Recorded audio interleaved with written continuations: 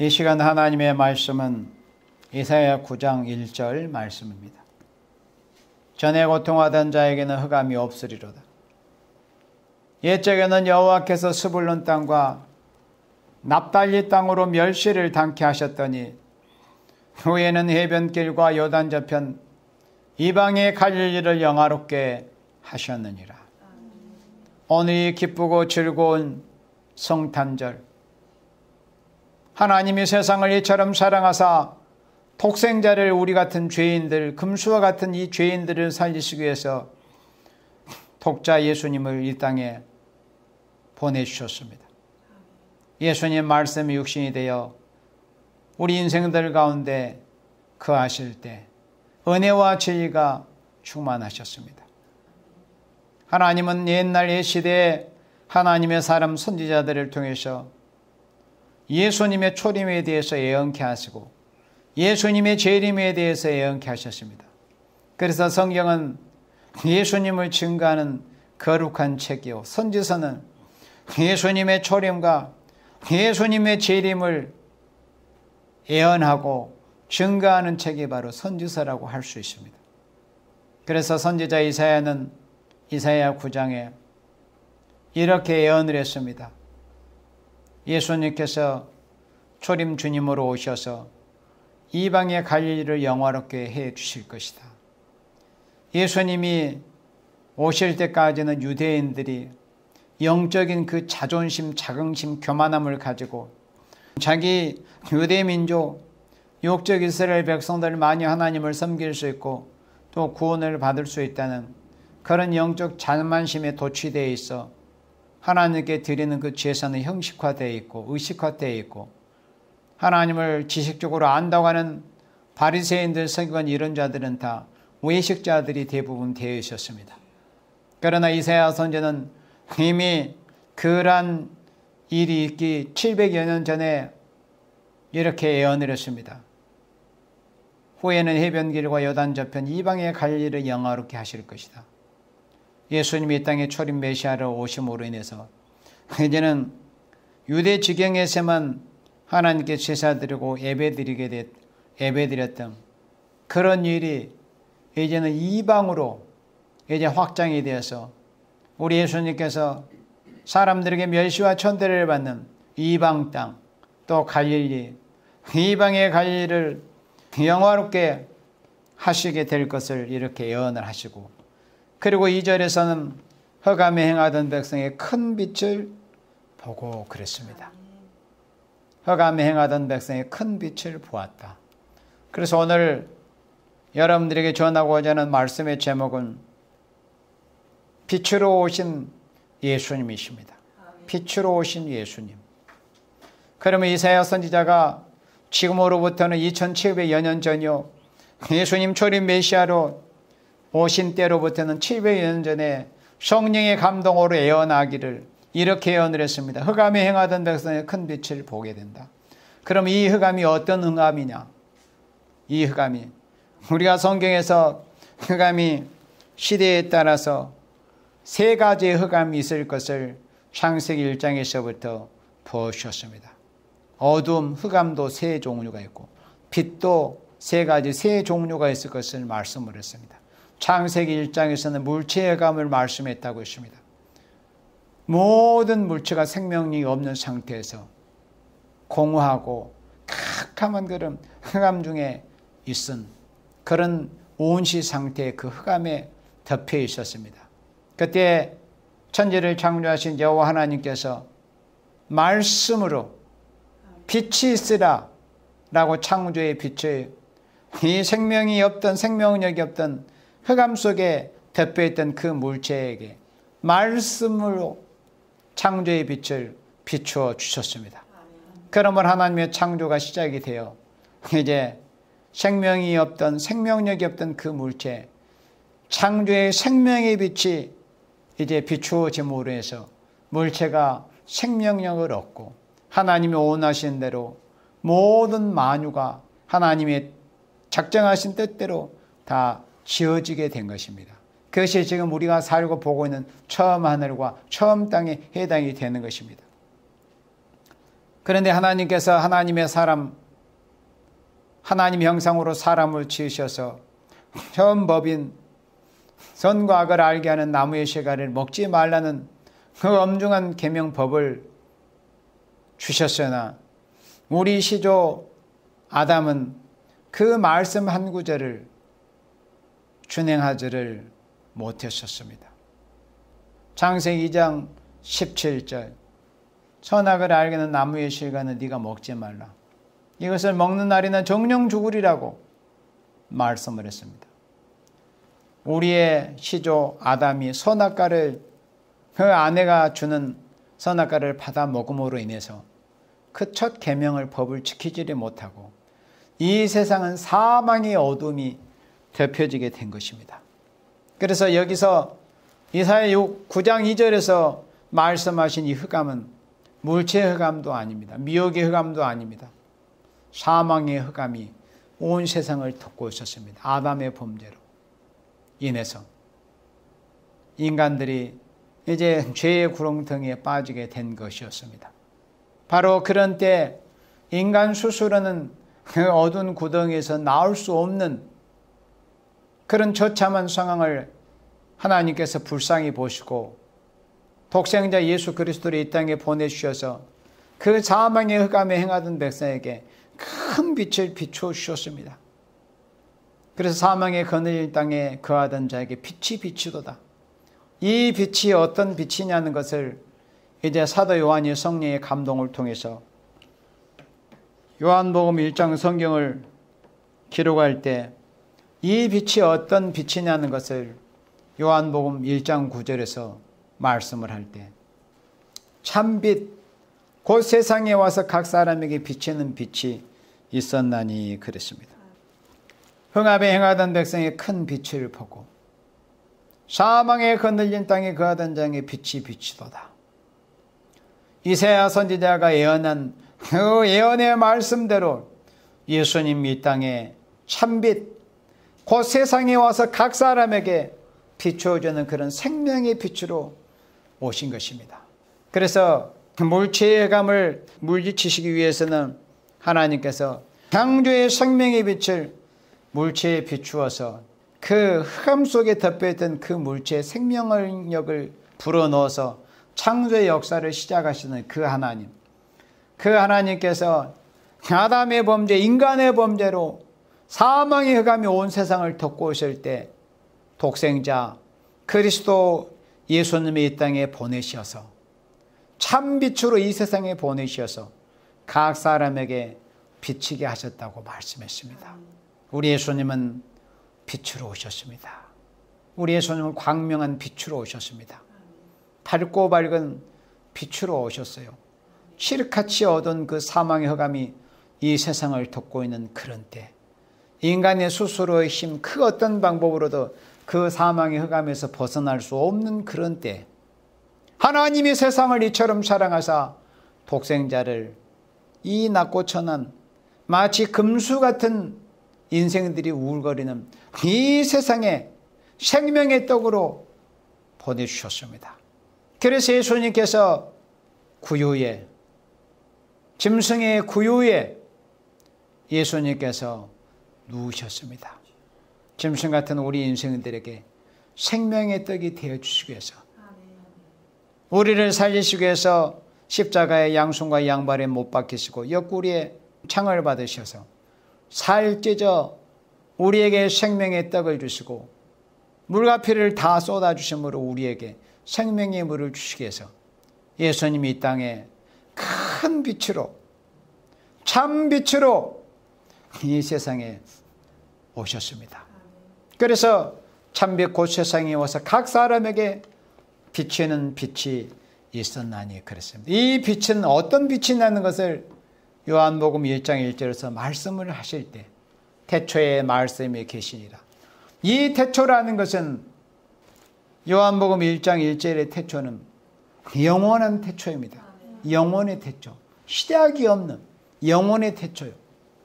창세기 1장 1절의 태초는 하나님이 천지와 만물을 창조하시는 그 시점의 그 태초를 말씀을 했습니다. 그러니 요한복음 1장 1절에 이 태초는 성경에 기록된 어떤 말씀 단어보다도 가장 오래된, 그러니까 이것은 어떤 상대적으로 비교가 안 되는, 비교할 수 없는 그런 태초, 영원한, 시작이 없는 그런 영원한 태초를 말씀했습니다. 우리 예수님께서는 바로 그 영원한 때부터 하나님과 함께 계셨습니다. 성삼위께서는, 성부, 성자, 성령, 성삼위께서는. 그래서 예수님이 태초에 말씀이 계셨는데 이 말씀이 하나님과 계셨으니 이 말씀이 곧 하나님이시니라. 여기서 말씀하신 이 말씀이 바로 예수님을 가리키는 것입니다. 하나님의 말씀으로 아버지의 품에 거하셨던 우리 예수님, 이 말씀이 하나님과 함께 계셨으니 이 말씀이 곧 하나님이시라고 그랬습니다. 성자 하나님, 말씀 하나님, 그리스도 예수님을 가리킨 것입니다. 그가 태초에 하나님과 함께 계셨다고 그랬습니다. 그가 태초에 성자 예수님께서 영원한 때부터 성부 하나님과 함께 계셨다는 것입니다. 만물이 그로 말미암아 지은 바 되었으니 지은 것이 하나도 그가 없이는 된 것이 없느니라. 처음 하늘과 처음 땅도 하나님이 주신 모든 그 피조물들은 다 말씀으로 지으신 거예요. 그런데 그 말씀이 곧 예수님이셨던 겁니다. 만물이 그로 말미암아 지은 바 되었다고 그랬어요. 예수님을 통해서 예수님이 그 말씀으로 지으시게 된 것입니다. 지은 것이 하나도 말씀이 없이는, 그러니까 예수님이 없이는 된 것이 없다고 이렇게 말씀을 했습니다. 그런데 4절에 그 안에 생명이 있었으니, 말씀으로 하나님이 천지를 창조하셨는데 그 말씀이 생명이 없는 말씀이었다고 할 것 같으면 어떻게 이 세상을 창조하실 수 있었겠어요? 그래서 그 안에 생명이 있었다고 그랬습니다. 그 안에 생명이 있었으니 이 생명은 사람들의 빛이라고 그랬습니다. 그 말씀 안에 생명이 있었다는 거죠. 예수님. 생명이 있었으니 바로 그 생명이 사람들에게 비추어주는 생명의 빛이라는 겁니다. 물체에 비추어졌던 그 창조의 생명의 빛이 있었고, 예수님께서 사망의 흑암 중에 처해 있었던 그 죄인된 인생들에게 생명을 주시기 위해서 생명의 빛으로 칠흑같이 어두운 이 사망의 근위를 땅에 하늘 영광을 버리시고 이 땅에 오셔서 비추어 주셨습니다. 죄인들에게. 죄로 인해서 눈이 멀어서 하나님도 배울 수 없고 생명의 빛도 볼 수 없는 그런 영적 소경이 된 인생들에게 예수님이 이 땅에 오셔서 빛을 비추어 주셨습니다. 그런데 안타깝게도 빛이 어둠에 빛이 돼 어둠이 깨닫지 못하더라 그랬습니다. 빛이 비추기는 했는데 어둠이 깨닫지를 못하더라. 2000년 전 예수님이 이 땅에 말씀이 육신이 돼서 이 땅에 생명의 빛으로 오셨습니다. 그러나 대부분 다 예수님을, 생명의 빛으로 오신 예수님을 메시아로 알지 못하고 믿지 못했습니다. 그러나 택한 백성들은 선지자들의 예언한 말씀대로 예수님께서 그들의 마음의 눈을 열어주셔서 예수님의 생명의 빛을 보게 하신 것입니다. 그 빛이 어둠의 빛이 돼 어둠이 깨닫지 못하더라는 이 말씀은 지금도 진행이 되고 있습니다. 여전히 예수님의 생명의 빛이 하나님의 택하신 생명들을 통해서 말씀을 통해서 비춰주고 있으나 여전히 어두운 가운데서 깨닫지 못하고 있는 생명들이 이 세상에는 대부분입니다. 그래서 여전히 그들은 아직도 예수님을 영접하지 못하고 있는 그런 안타까운 그런 현실에 있는 것입니다. 참빛 그 세상에 와서 각 사람에게 비치는 빛이 있었나니 예수님이야말로 참 빛이십니다. 세상에 와서 각 사람에게, 모든 사람에게 균등하게 공평하게 비추어 주셨습니다. 예수님께서. 그 빛이 비추어질 때 하나님의 은혜를 입은 택하신 생명들 그 빛을 보고 생명의 빛의 비침을 받고 깨닫고 예수님을 영접했지만 그렇지 않는 생명들이 여전히 어두운 가운데 처해 있는 것입니다. 14절의 말씀에 보면 말씀이 육신이 되어 우리 가운데 거하심에 예수님은 태초의 말씀으로 계셨다는 거예요. 하나님의 말씀. 그 말씀이 육신이 되어 우리 가운데 거하시며 말씀이 육신이 되어 이 세상에 오신 것입니다. 토성인신하신 것이죠. 말씀, 도가 육체를 입고 오셨다는 거죠. 말씀이 육신이 되어 우리 가운데 거하시며 우리가 그 영광을 보니 사도 요한이 이렇게 증거했습니다. 말씀이 육신이 되어 참빛 생명의 빛으로 이 땅에 오셔서 비춰주신 그분, 그 참빛을 배우니 그 영광을 보니 그분이 바로 누구냐면 아버지의 독생자의 영광이라는, 아버지의 독생자, 천지와 만물을 창조하신 그 여호와 하나님의 그 독자 아들이시라는 거예요. 아버지의 독생자의 영광이요 은혜와 진리가 충만하다 그랬습니다. 율법은 모세로 말미암아 하나님께로부터 왔습니다. 그러나 은혜와 진리는 하나님의 독생성자, 우리의 구세주, 유일무이한 우리의 인생의 구원주, 구원자, 구세주 그리스도이십니다. 은혜와 진리가 충만하더라. 이렇게 예수님은 참빛으로 이 땅에 오셨습니다. 교회들이 1년에 한 번씩 특별히 주님이 오신 날을 지정해서 기념하고 감사하는 것은 바로 사망의 거느린 땅에 그래서 아무런 소망이 없고 천국의 소망, 하나님의 나라의 소망이 없던, 영생의 소망이 없는 그런 금수 같은 죄인들에게 찾아오신 그 은혜를 생각하며 감사하며 기념하며 감사를 드리는 특별한 날로 기념하는 날이 바로 성탄절이 아닙니까? 예수님 우리 같은 죄인들에게 찾아오셨습니다. 우리도 예수님을 영접하기 전에는 사망에 거느린 캄캄한 그런 어두운 흑암 가운데 처하고 있었습니다.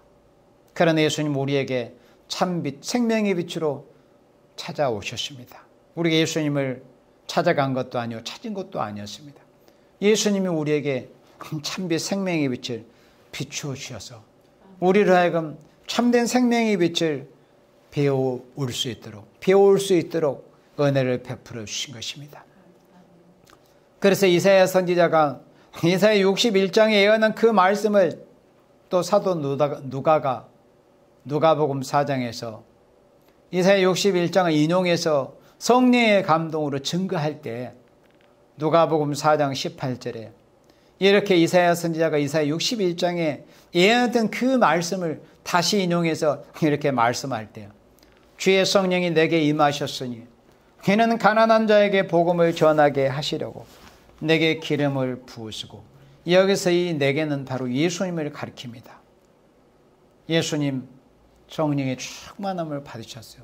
메시아로서 사역을 하신다는 것을 이렇게 선포하는 그 자리에서 예수님께서 이 말씀을 지금 읽고 계시는 그런 상황입니다. 내게 기름을 부으시고 나를 보내사 포로된 자에게 자유를, 그리고 눈먼 자에게 다시 보게 함을 전파하며. 눈먼 자에게 무엇이 필요합니까? 눈먼 자는 보는 것이 필요하지 않습니까? 눈먼 자는 빛을 볼 수가 없어요. 그래서 눈먼 자에게 필요한 것이 바로 빛입니다. 빛. 우리가 빛을 볼 수 있기 때문에 뭔가 사물을 인지할 수 있지 않습니까? 카메라 렌즈가 바로 그런 원리잖아요. 그러니까 빛이 없으면 무엇이든지 볼 수가 없어요. 빛이 모아져야 되는데 우리로 하여금 빛을 보게 하셔서 우리가 멀었던 눈, 하나님이 누구신지, 하나님이 어디 계신지, 우리의 인생의 구세주가 누구이신지, 어떻게 해서 죄를 사함받고 영생을 얻게 될 것인지에 대해서 전혀 깜깜무지한 흑암 어두운 상태에 있었던 눈이 먼 우리들에게 예수님 찾아오셔서 눈먼 자에게 다시 보게 함을 전파해 주셨습니다.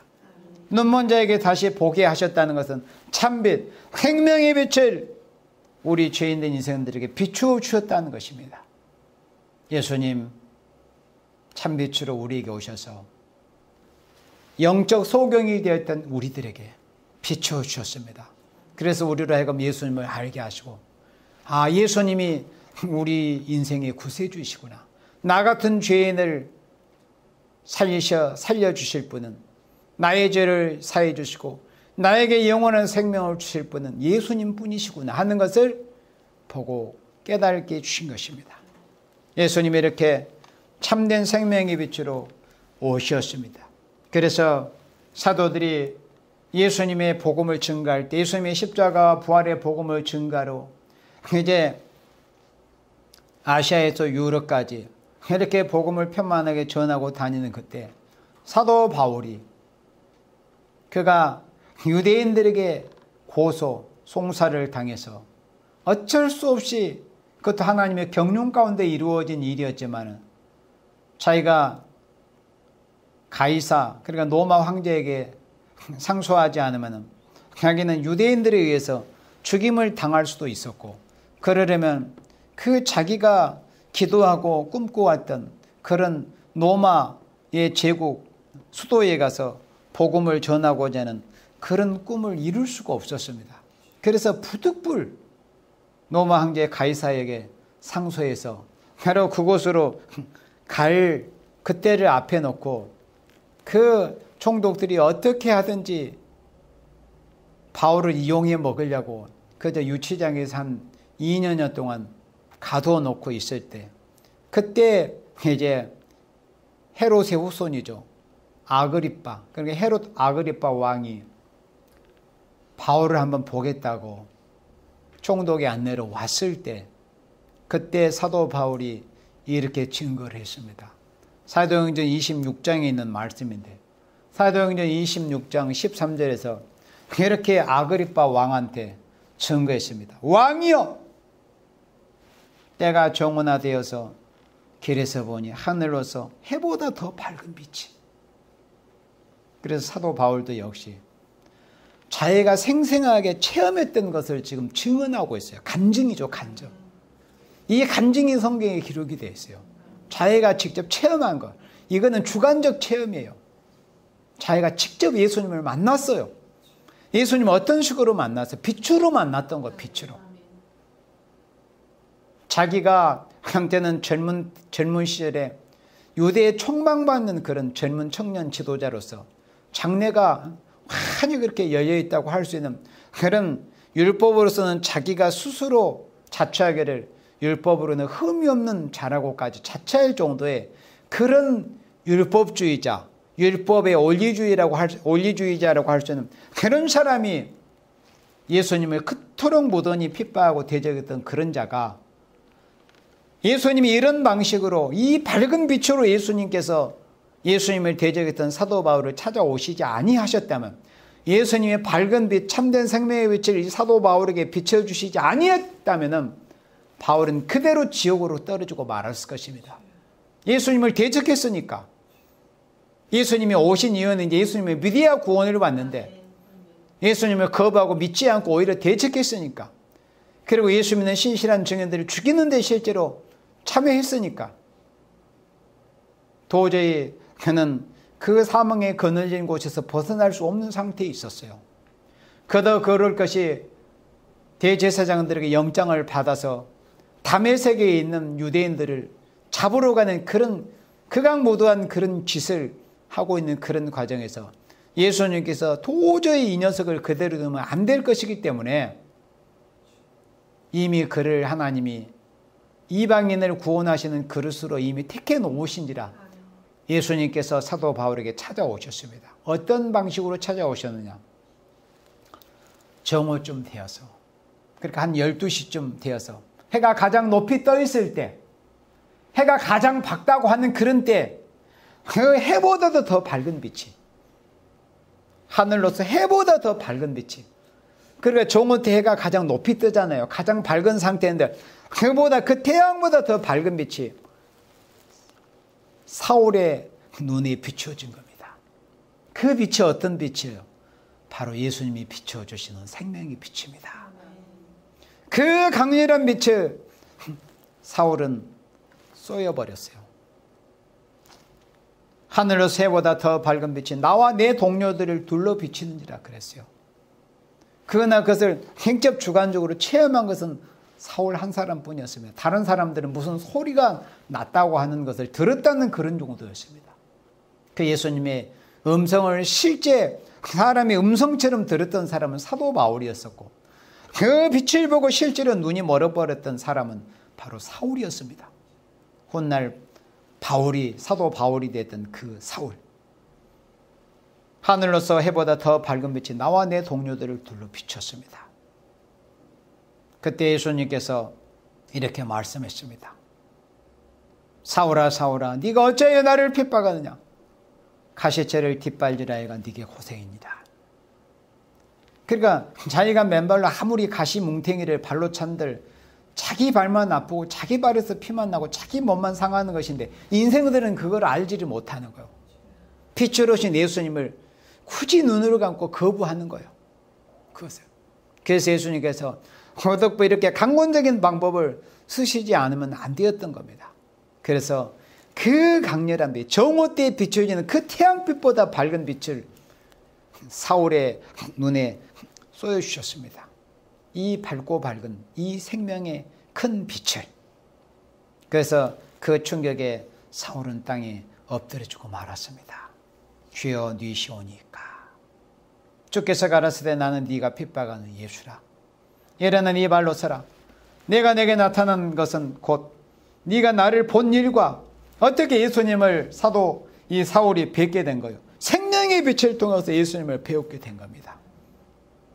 정오의 태양빛보다 더 밝은 빛으로 예수님을 마주하게 된 것이죠. 그래서 네가 나를 본 일과 장차 내가 내게 나타난 일과 너로 사원과 증인을 삼으려 함이니 이스라엘과 이방인들에게서 내가 너를 구원하여 저희에게 보내어 18절에 그 눈을 뜨게 하여 그 눈을 뜨게 한다.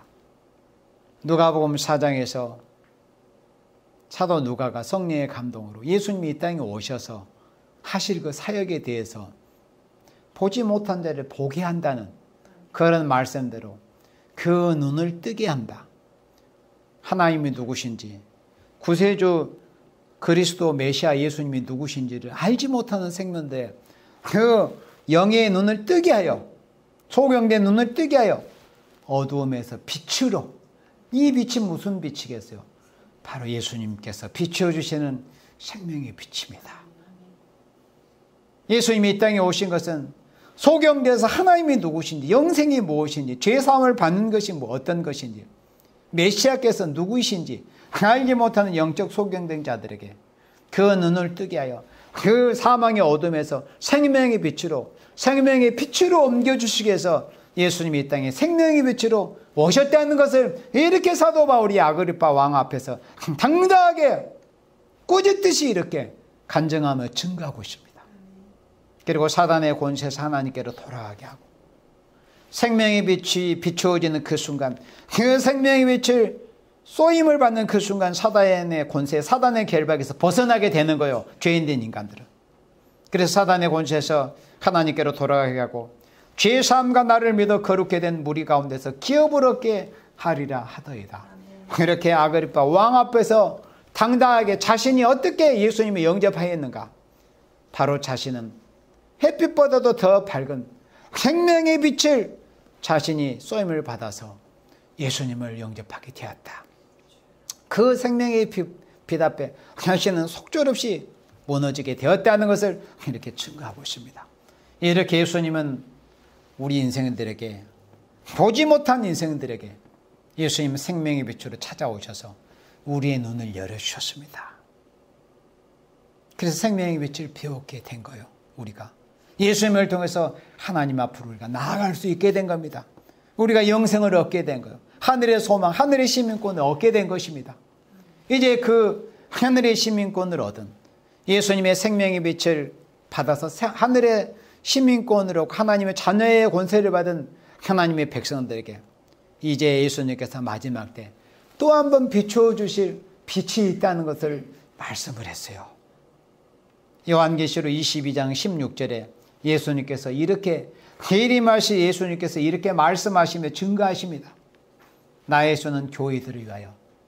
누구를 위하여? 교회들을 위하여. 요한계시록 22장 6절에서는 누구를 위하여? 당신의 종들을 위해서, 내 종들을 위해서, 내 종들에게 예수님께서, 또 16절에서는 누구에게? 나에서는 교회들을 위해서 내 사자를 보내 이것들을 너에게 증거하게 하였느라. 나는 다윗의 뿌리. 예수님은 다윗보다 육체적으로는 천년 후에 오셨지만 예수님은 다윗보다 비교할 수 없는 때 전부터, 영원한 때부터 예수님은 계시고, 다윗은 이 땅에서 실제로 40여 년 동안 왕 노릇을 하다 갔지만 그 다윗이 누렸던 그 왕권의 뿌리는 사실 예수님에게서 온 것입니다. 그래서 예수님은 다윗의 뿌리이십니다. 그리고 또 육체적으로는, 육신으로는 자손이에요. 유대지파로 오셨으니까 그 다윗의 피하고는 하나 상관은 없지만 그 가문으로 오셨으니까. 그래서 나는 다윗의 뿌리요 자손이 곧 뭐라고 말씀하십니까? 광명한 새벽별이라 하시더라. 예수님을 자신을 이렇게 빛으로 표현을 하신 거. 그래, 예수님이 실제로 뭐 하늘에 떠 있는 1호 성신입니까? 아니잖아요. 이거는 비유적인 표현입니다. 예수님은 자신은 이 캄캄한 칠흑같이 어두운 이 어두운 세상에서 예수님 우리에게 빛이 되신다는 거. 2000년 전에 우리에게 생명의 빛으로 오셔서 이 사망의 어두운 가운데 그 안에 우리에게 생명의 빛을 비춰서 우리로 하여금 죄사함을 얻고 하나님의 자녀가 되게 하셨어요. 그런데 이 마지막 때는 이제는 미혹의 감이, 하나님의 백성을 무너뜨리려고 하는 이 미혹의 감이 해와 공기를 어둡게 하고는 이러한 때 예수님께서 다시 오실 예수님께서 우리에게 당신의 광명한 새벽별이 되어주시겠다는 거예요. 새벽별이 언제 뜹니까? 새벽에 뜨는 거 아닙니까? 새벽은 뭐요? 가장 깊은 밤이 새벽입니다. 동투기를 앞두고 가장 깊은 밤이. 그래서 초저녁에 좀 깨어있던 사람도 그 졸음을, 피곤을 이기지 못하면 새벽녘에는 많이 잠들어 버려. 가장 깊은 밤중이기 때문에 바로 그렇게 가장 깊은 어두운 흑암 중에서 비춰주시는 빛이 무슨 빛이죠? 예수님이 비춰주시는 강명한 새벽별이에요. 예수님 재림하실 때도 우리에게 강명한 새벽별의 빛을 비춰주시는 거예요. 그 강명한 새벽별을 비춰주시는 빛이 뭐라는 것을 베드로후서 1장 19절에 말씀할 때 예언의 말씀의 빛이라고 써요. 그 예언의 말씀은 사람의 말이 아닙니다. 사람의 해석도 아니에요. 사람의 변론도 아닙니다. 예수님이 하신 말씀이에요. 예수님께서 사도 요한을 통해서 기록하게 하신 말씀이요. 예수님께서 선지자들을 통해서, 여호와께서 선지자들을 통해서 기록하신 그 말씀이에요. 성경에 기록한 하나님의 말씀, 그 예언의 말씀이 예수님의 말씀이고 예수님이 비춰주시는 광명한 새벽별이라는 거예요. 그래서 예수님이 자신을 광명한 새벽별이라 그랬습니다.